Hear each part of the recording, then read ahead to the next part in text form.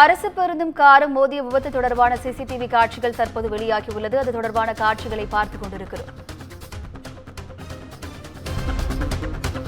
நாமக்கல் அருகே கருங்கல்பாளையத்தில் அரசு பேருந்தும் காரும் மோதி விபத்து ஏற்பட்டது. அரசு பேருந்து மோதியதால் கார் நிலை தடுமாறி தடுப்புச் சுவரை தாண்டி விழுந்து கண்டெய்னர் லாரி மீது மோதியது.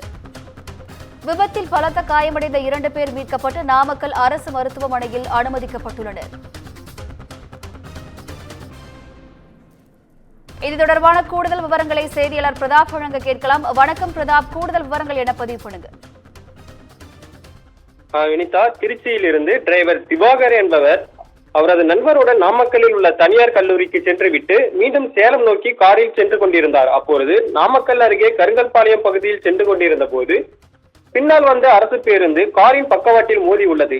இதில் நிலை தடுமாறி கார் தடுப்புச் சுவரை தாண்டி பறந்து சென்று எதிரே சொகுசு கார்களை ஏற்றி வந்த கண்டெய்னர் லாரி மீது மோதி விபத்துக்குள்ளானது. இதில் பலத்த காயமடைந்த 2 பேரையும் மீட்டு நாமக்கல் அரசு மருத்துவமனைக்கு அனுப்பி வைத்தனர். சம்பவம் தொடர்பாக நல்லிப்பாளையம் காவல்துறையினர் விசாரணை மேற்கொண்டு வருகின்றனர்.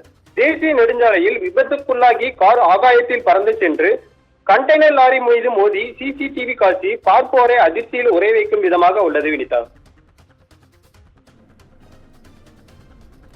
கூடுதல் விவரங்களுக்கு நன்றி பிரதாப்.